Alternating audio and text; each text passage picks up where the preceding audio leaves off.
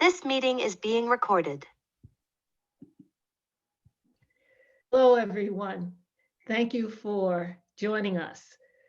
This is the third webinar that we are offering in a training series prior to our Capital Action Day, which is scheduled on February 15th.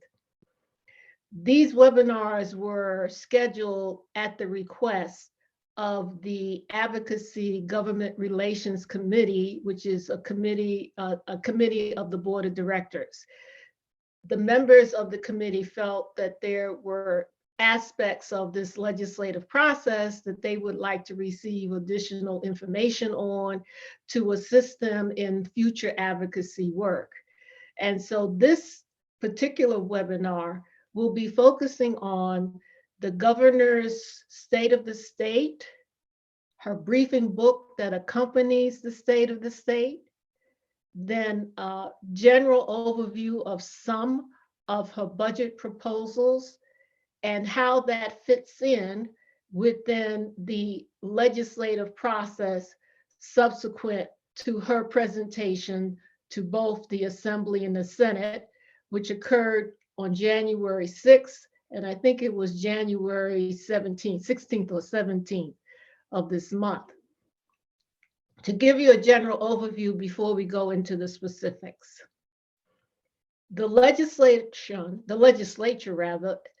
came back into session around January the 3rd. Once the legislative session starts, the legislative activity for 2022 begins. This does not preclude that there weren't some primary legislative activities going on in the fall of 2021. Usually during that time, technically the legislative session has concluded for that year. However, there are legislators or legislative committees that may be pursuing certain pieces of legislation that they would like to introduce or exploring certain legislative topics that establishes the precedent for what they will do in January. So sometimes there are hearings that will occur in the fall, whereby the public, perhaps experts, perhaps organizations are invited to come and testify related to proposed legislation that a senator or assembly person will be introducing or has introduced during the latter part of the fall. So I'm saying that there is some activity in the fall, but it's more of a exploratory, developmental type of process. Once the legislative session begins in 2022, that is the official start of the legislative process for 2022. And as the legislators are reconvening, beginning to identify agenda items that they will be paying attention to, perhaps there may be some draft legislation that is now being introduced, receiving a number. All of those types of preparatory activities are occurring. Then the governor gives her State of the State. When she gives her State of the State, what she is doing is she is setting a tone for the types of conversations that will occur during the legislative process. So she presents her State of the State to both chambers, but she also presents her State of the State to all of New Yorkers. She wants you to hear what she will be pursuing with the legislator, but also there are some aspects of her State of the State that she can pursue as a governor. She has the authority to implement some of her recommendations without the approval of the legislator. So we hear what her agenda is, and that starts the formal process. 2 weeks after her State of the State, she then presents her budget. The budget is an articulation in dollars of what her conceptual priorities are, because there are many things that she will be speaking to in her state of the state that requires money to be able to implement. So therefore she needs to correlate her priorities with the dollars that would be necessary for these priorities to be actualized. Also, she is the governor. She is the administrator of the budget for New York State. And the state has a budget just like we have budgets. So it's not just her priorities that will be addressed in the budget. New York State has a budget from year to year. And there are some budget items that have been in the budget for decades, others that may have been introduced and approved 2 years ago or a year ago, such as the marijuana legislation, whereby those activities or organizations, et cetera, they need continued funding.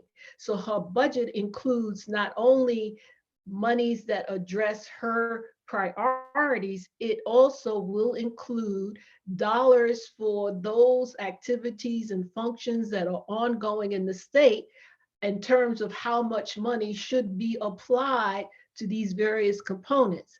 That may mean some items in the budget may receive more money, other items may receive less money. Some items she may recommend, for whatever reasons, that those budget lines actually be discontinued in her new budget. Now, she is presenting a budget to the legislature. Now, I'd like for you to think of this analogy. In an organization, you have a CEO, Chief Executive Officer, and you have a board of directors. And so the Chief Executive Officer is required as the head of an organization to create a budget for the next fiscal year. And that budget is to represent the amount of money that will be necessary to keep the organization functioning and perhaps growing. And along with the numbers, the CEO has to present what we call budget justifications on why these amounts of money should be approved by the board. This budget, which is a draft budget, it's not an actual budget yet, it's a draft budget, and the CEO then presents this budget to the board of directors. It is the responsibility of the board of directors to analyze the budget, perhaps when necessary, to bring in other financial experts, including staff, to discuss the various budget lines and why this one may need an increase and why this one is disappearing, et cetera. And then it is the board of directors that makes the decision on how the actual budget will be for the next fiscal year. So that's the similar thing that is occurring for the entire state. The governor is, you can see, as the CEO of New York State, and the legislature more like the board of directors. However, it's not a separate type of relationship. It is a partnership. So the governor and the two heads of the legislature, that is the Speaker of the Assembly and the majority leader of the Senate, those three individuals will be the last tier of this budget process, whereby they will go into closed session, and between the three of them, they will then come to a final draft of the budget, which then will go back to both the Assembly and the Senate, and the Assembly and the Senate will need to vote on the final draft. And once that voting has occurred favorably, then the FY 2023 budget will be enacted. That is as of April 1 of 2022. Now, sometimes if there's luck involved and, more of an expeditious pathway, maybe that agreement may occur maybe early in the last week of March. Usually it is very close because to let you know that there is a law now that requires that the New York State budget for the upcoming fiscal year must be passed by April 1. So usually that last week in March is a time whereby the negotiations are accentuated, recognizing that they have to have a budget completed, approved, and presented to New Yorkers as of April 1st.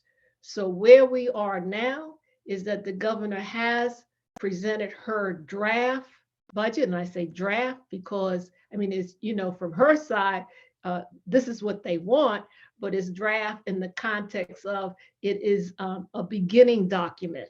And what will occur is that both the Assembly, they will come up with their budget, and the Senate will come up with their budget. And we also now have the people's budget that has been presented to the public by the Black, Puerto Rican, Hispanic, Asian caucus. So there will be 4 budgets, draft budgets for New York State. So you can imagine with 4 budgets, how this process will be occurring over just the next 2 months. And by the last week in March, all of those elements that are in these 4 individual budgets will need to coalesce into I won't say final draft, well, maybe sort of a final next to the final draft, whereby, 3 leaders will go through and, negotiate and come up with final numbers. Usually when that process occurs, it is rare that the Assembly or the Senate will not approve the final draft. However, there have been times in the past whereby usually it's around 1 or 2 items that are still contentious. It could be between the chambers, the Assembly and the Senate, or it could be between parties, or it could be between certain proponents, whereby there may be, usually it's not many, but there may be a few. Usually these are very transformative type of legislation, like the Health Act, for instance, whereby they are still negotiating and people feel that there's certain provisions that have not been, have not reached a place where everyone can agree. When I say everyone, a majority. So we won't know that until the last week. So that's, excuse me.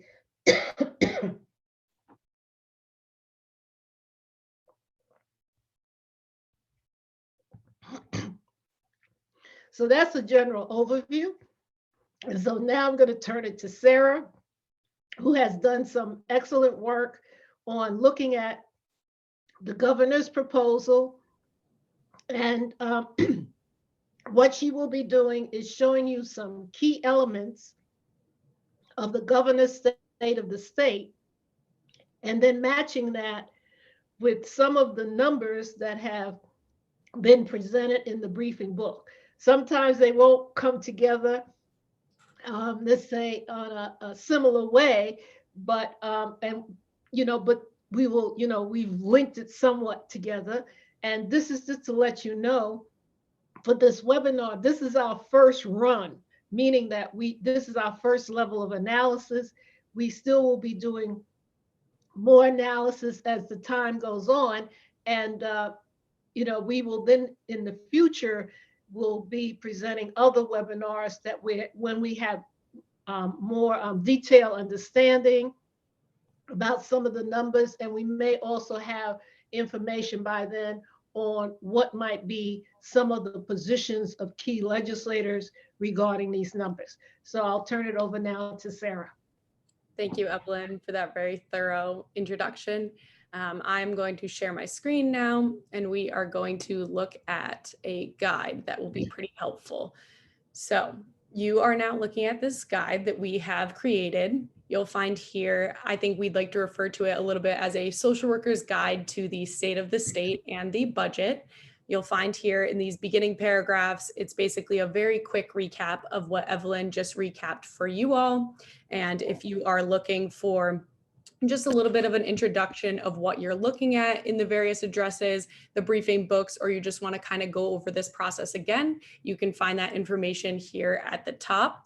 And then once you go down on this document, you will find these highlights. And so these highlights here are pretty much the highlights that Governor Hochul herself gave. These are the ones that she wanted to highlight to New Yorkers, that this is what she's doing and the things that she would like to focus on in her budget. And so I'll go over these pretty quickly. But the first one was $10 billion to rebuilding the healthcare workforce and the system, and to build the healthcare system of the future. In particular for social workers, there is money. It's about $1.2 billion that she has set aside for the workforce. It's going to look like around $3,000 for healthcare workers and mental health workers who have been in their jobs for about a year. So that's the big one there. There's also $31 billion going into schools and strengthening the teacher workforce, as well as there are various grants for mental health workers in schools and hiring more social workers and school psychologists. She has focused on providing tax relief for small businesses and the middle class. She's investing $32.8 billion into the DOT capital plan, which is basically going to be a lot of major infrastructure projects throughout the state. There is $900 million for childcare, stabilization grants, $1 billion for innovative small businesses and tax credit for COVID-related expenses, $1.5 billion for SUNY and CUNY over the next 5 years, and it does expand TAP eligibility to part-time students, which could be of particular interest to anyone who's getting their MSW and doing it part-time. You will now be eligible. And then lastly is just building up these rainy day reserves. That has kind of been one of her key marks of her budget, is putting money into reserves. So if we do go into another pandemic or any kind of disaster, there will be more money into those reserves. And so those are just the big ones, not necessarily as social work focused, but just the ones that she's kind of focused on as she's presented to her budget and her state of the state. And so as we go down, we've kind of tried with this document to make it a little easier for you to access the information that is germane to the profession and the populations that we work with. So you'll find we have a general overview, and then we'll go into more topics like education, climate change, healthcare, all of those, but I'll go into those as we go. But so how we did this is underneath each subsection is a sentence that will say the overview section of the state of the state address can be found from 1043 to 1119. And so what that will mean is you can go to these links, which are also listed at the bottom of the document, and you can go down here to the relevant place in her speech. And so I would go right here, then I would play this, and this is where she would talk about her overview. Then you can go back to the document and you can go here, and these will be the page numbers that she talks about it in the briefing book, and then the page number that she talks about it in the budget. And so once you have all the links up on your computer, like I said, you can go to this video, then you can go to the state of the state, and it says page 11. So I could scroll down here.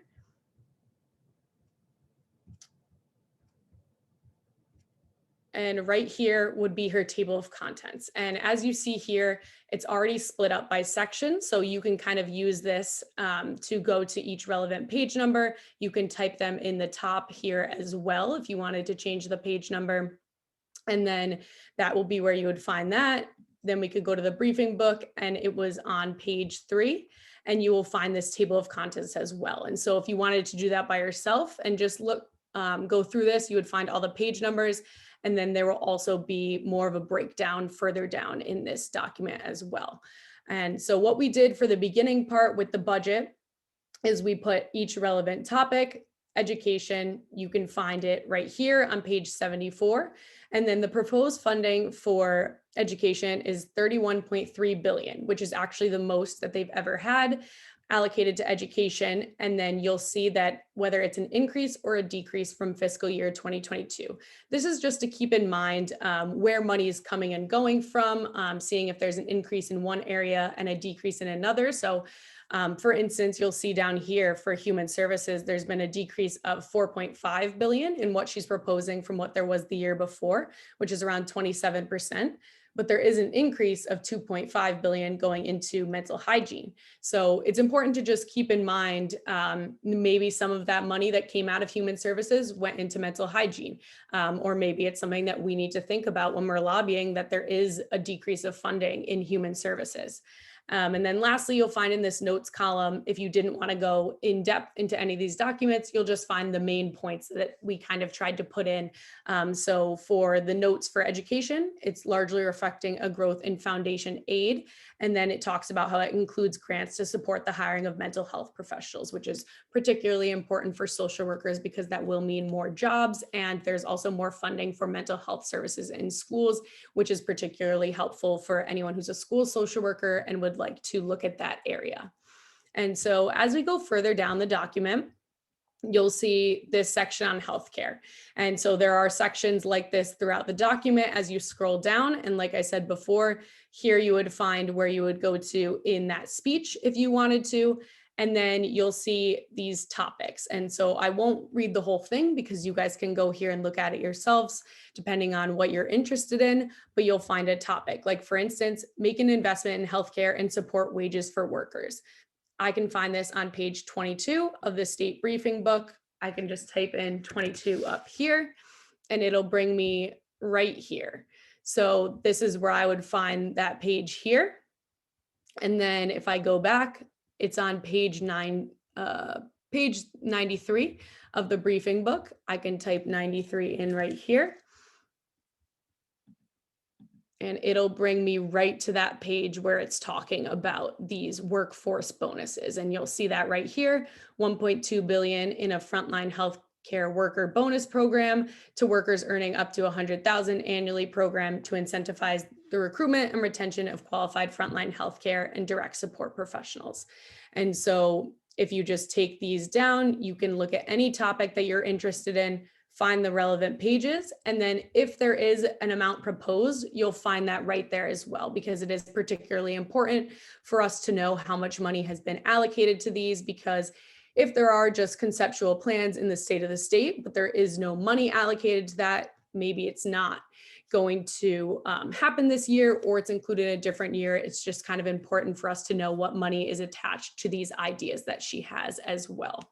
And so you'll notice as you go down here that there aren't amount proposed here because we are still working on this because the budget has just come out, but those will be filled in within the next week or two, and you'll be able to find and follow that for all of the different topic areas. You will also notice that for some of them, like this one, there is no mention of mental hygiene in her State of the State address because the governor did not talk about that within her address, but you will find it in the State of the State and the budget book. So while you can't hear her talk about it, you will see her ideas written down in these books because they're a little more in depth than the speech that she gave.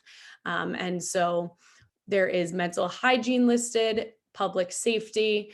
There's the workforce crisis where she talks about New Yorkers leaving the state and how she's going to incentivize people staying.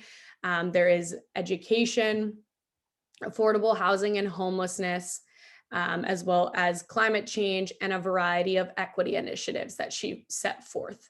And then the last thing at the bottom is where you will find all of the resources. And so these have been hyperlinked, so you can just click on them and you will find what they are. And so the first one is that State of the State address that I took you to at first.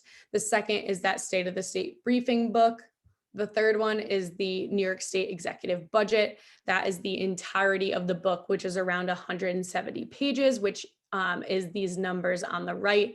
But then if you were just interested in, say you're a school social worker and you just want to look at the education section, you can just click on those, and they're about 5 to 10 pages each. So they're a little more digestible if you want just a small amount. And so also listed here is the Division of the Budget released interactive guides to the budget process. Obviously, Evelyn has already outlined that for us, but if you do want to go look, they have one of those as well. And those are those 2 links. And then, like she mentioned, there is this People's Budget, which is from the New York State Black, Puerto Rican, Hispanic, and Asian Legislative Caucus, which is very interesting. And I would urge you to go take a look if you have not. And then I will just take you quickly to one of the small briefing books, just so you can get a feel for what these will look like. And so these are the small ones. You can see there's around 10 pages. And as I go down, these are what they will all look like. So they basically have a big overview of any of the large spending that's coming in. Most of them start with responding to the pandemic, how we're going to come out of COVID, and anything that's relevant here. They will then talk about what are the big budget actions in here? And these mostly have the actual numbers attached to them. Usually it's the biggest one first. And so for this one, it's launching a new 5-year, $25 billion comprehensive housing plan. And so within here, you'll find a lot of things that are very germane to social workers and the population you work with. In particular, they're investing a lot of money in affordable housing and programs for the homeless, as well as getting together some mental health teams, which you'll find down here, and some support teams. Here's a section on creating fair housing and providing legal counsel to anyone who's being kicked out of their homes, especially pandemic related. And so these is kind of what you will find in these sections. They're pretty in depth. There's a lot of information here. So if you are interested in a whole of one of these sections, I would honestly suggest just reading through them or going to the guide and looking for specific topics. And that's pretty much what we have here. I will also bring us to our website very quickly because we have updated the website. So if you do want to go here, we have a lot of advocacy tools on here as well. And you'll see just kind of an overview of what the chapter does, how we are kind of member led, and the various ways that you can get involved at the chapter. The vision from our executive director is listed, as well as a lot of these. You can click on any of these and they will bring you directly to the websites. You can register to vote, find your representative. And then at the bottom, these will all come out. These are the links that are also linked in that guide that we have, and you can click on any of these and they will bring you there. And all of these accordions go down and have a great variety of resources about how, as a social worker, you can get more involved in your advocacy process, and also just ways to be more conversant and really know what's going on and the different ways that the advocacy process could impact you as a social worker and the clients that you are advocating for. And so the last thing I will say is that please, please, please put any questions that you may have into these chat boxes and just send us a message and we will respond to you right away. It'll come directly to me. If I can't help you, I will then talk to Evelyn or someone else who can help you. But we really want to get people involved in this advocacy process, and we think this is a good way to start doing it. And then I will turn it back over to Evelyn. Thank you, Sarah. Thank you so much for that excellent work. So you are seeing some big numbers, 10 billion, 1 billion. I usually say a lot of zeros. And so that may be very macro to you. And you say, well, how does this relate to where I am in my own location, be it in the school, be it in the organization, and or as independent practitioner, it seems very far removed. The governor's budget is very broad, and these numbers are large. The total budget is over 200 billion. So of course, this is why you're seeing such large numbers. These numbers then will get translated down little by little. And sometimes what happens is that you may have a category such as, the homeless category that has an assignment of a certain amount of money. And depending upon the objective of how the money is to be spent will determine which state agency will then receive the allocation. So let's say if it's 500 million to address issues around homelessness. Well, it depends on what aspect of homelessness are these monies designed for. And it could be more than one aspect, which may mean that of the 500 million, maybe 25 million goes to the health department, maybe 15 million goes to the Department of Social Services, maybe 5 million goes to another agency, state agency. So that's the more micro level of the budget. But that is determined generally after the overall budget has been passed, because then the governor's office understands exactly how much money they have for various categories. So then that's when the allocation of these dollars become the next step. And those dollars then are assigned because every department, the Department of Social Services, Department of Education, the Department of Health, every state agency has a budget. So if a state agency is receiving 25 million, let's say, for homelessness, now they then have to do a budget breakout of how they are going to spend $25 million.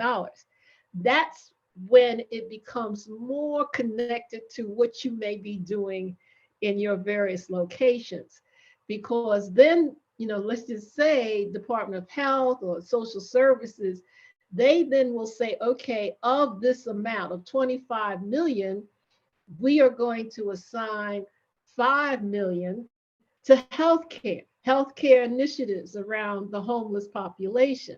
You see, so that's when you may hear that there is a request for proposal that is going to be released by the Department of Health to agencies, usually it's agencies in the state who are providing services to homeless people, and they have now the opportunity to respond to a request for proposal whereby they will request a portion of that $5 million. So that's how it begins to trickle down, as we say, to the communities themselves.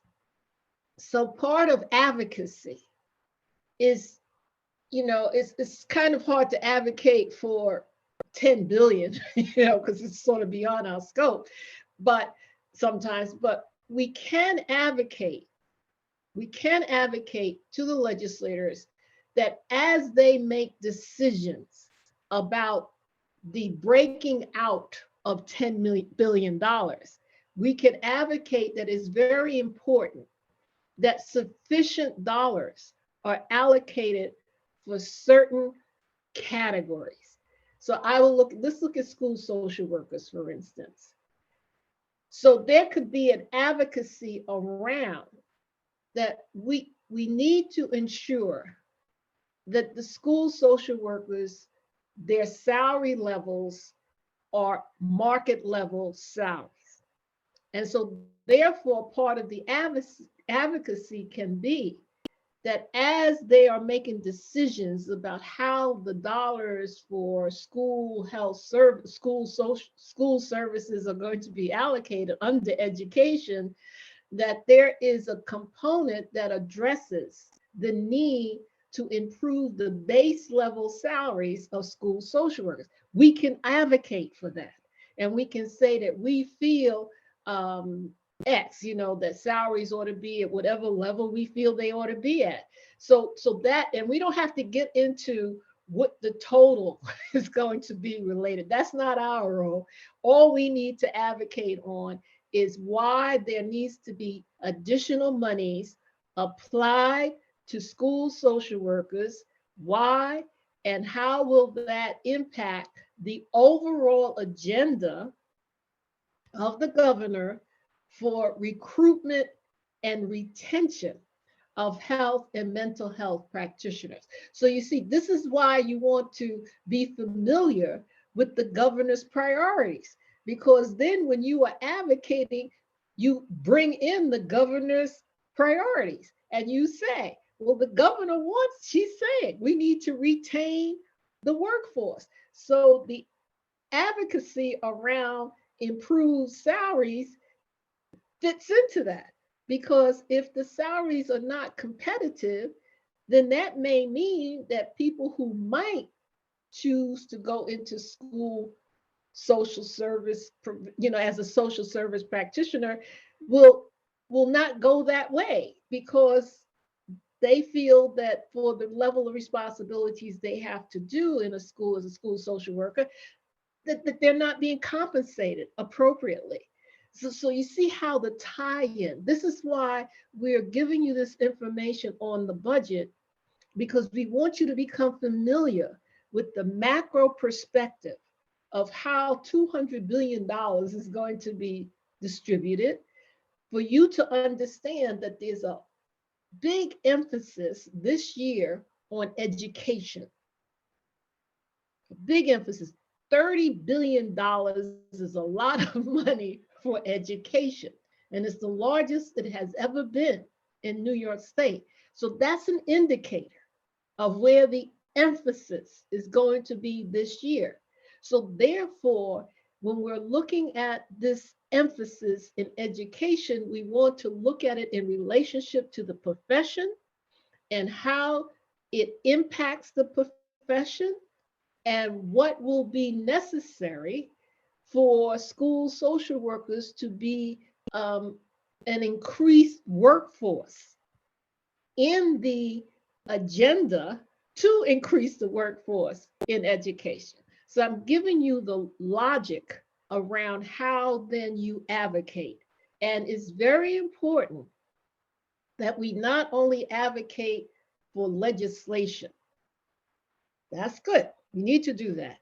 But we also need to talk about the money, because you can have a law, and the law, for instance, we're advocating for, a school social worker in every school district, but we have some recommendations related to that. However, even if the law is passed, if it's not enough money, then it doesn't matter what the law says. If the school districts do not have sufficient money to pay for school social workers, it's not going to occur, even though there's legislation. So that's why we have to not only advocate for the conceptualization, but we also have to advocate to put the money with the conceptualization. So therefore, there is, and I'll say this way, there is a higher probability that it will actually be actualized. Because even after the budget is passed, there's still no guarantee that all of the monies that have been articulated in the budget and approved will actually be spent in that category. Why? Because we can't predict the future. And look at what happened when COVID hit. And Governor Cuomo at that time was saying that he may have to put on a 20% decrease in funding across the board, particularly of human services. Now, luckily, because of the relief dollars, that didn't happen. But you can't predict the future. So some of those monies may come down, and then if another emergency happens, or they find out that in another budget category, which has precedent over education, then they may have to take some of that money that they originally had in, education and apply it to the other budget category, because the necessity of addressing some phenomena that's happening, let's say in healthcare, that it just has to be done. It just has to be done. So the budget is fluid. Is malleable. It is a guide. And also what our role is after this budget is passed is to still monitor how the budget, how the dollars are actually being spent. Where are the dollars going to? And for those dollars that are being directed to delivery of services, we want to make sure that people who need those services are receiving the services that are articulated in the budget and are not being misappropriated to non-service delivery, such things as buildings, office furniture, whatever else. That can happen. That can happen. So that's also our role after we get through this budget process and approval of the budget. We will need to still be vigilant on observing how are the dollars flowing to communities. And this also is where you come in, because we will need to get feedback from all of you in the field regarding whether or not you are seeing any fiscal changes, because we now have given you information about how much money is around at this time, and that some of that money is supposed to be coming into your communities, into your agencies. And so it'll be incumbent upon you to let us know if in fact they're not there, or they're being reassigned to other locations that maybe is not the intent of the budget. And if people do not call other people regarding their local decisions, it's up to the constituents to apprise the legislature that the intent of the legislation is not being carried out according to their wishes and according to the budget itself. So this is an add-on to what Sarah has given you, in the sense of it does not stop on April 1st. Okay, that it will continue until now. Once we see the dollars flowing and things are moving, and things are happening accordingly, then we can say, okay, great, this is good. So I just wanted to give you that as well. Advocacy does not stop April 1st. Okay, so thank you very much for attending. If you have any questions from this webinar, we have, I guess we'll have a link or something that you can click to ask a question about what we have presented today. As I indicated in the beginning, there will be follow-up webinars around this. This is going to be, we're giving you the beginning and the numbers now, but they are definitely going to change. And so we will be, keeping you updated on that. And there may be points in time along the way that we may actually be sending out a notice that's called under what's called the Act Now campaign. And since we are talking about money, we will be, if we hear that there is some questionable approach around how some of the dollars may be going that we think will not be beneficial to the profession, we will send out an Act Now campaign notice, whereby we will be asking you to contact your assembly person and your senator to encourage them to ensure that certain budget allocations are not reduced. That's the key. Definitely don't want anything to go lower. But we also may ask you to also request for additional money be added. So that's the future of this process up until April 1st. And as I said, keep saying, we will keep you apprised. Please stay connected with us. And again, if you have any questions, please do not hesitate to send the question. Do not feel, well, I don't understand, and maybe this is too. No. Whatever the question is, it doesn't matter. Doesn't matter. Please send it to us. We will get back to you as quickly as possible. Perhaps sometimes, and if we see that we're receiving a number of questions that are somewhat related, then what we may do then is do another training webinar so we can go a little bit deeper into this process, which then would, address the questions that you have asked of us. Okay, so thank you so much. Thank you, Sarah, for your work, and look forward to connecting with you again. And please, if you haven't done so already, please register for Capital Action Day. Everyone, have a great day. Goodbye.